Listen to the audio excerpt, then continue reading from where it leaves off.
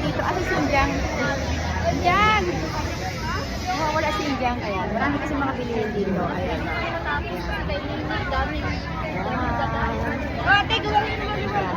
Bibili kami ng mga fruits.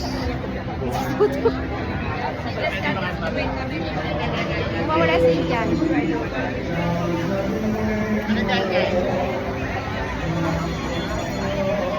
Ay, gusto ko star apple. Ay, 60 lang po. 180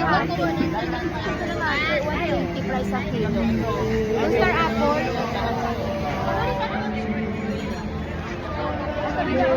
Ah, malaliit lang pala. Gusto ko bumili na kiwi. Ang kapunta sa gitna ka na lang. Islam! Ano na tayo? Sa gitna, ayan.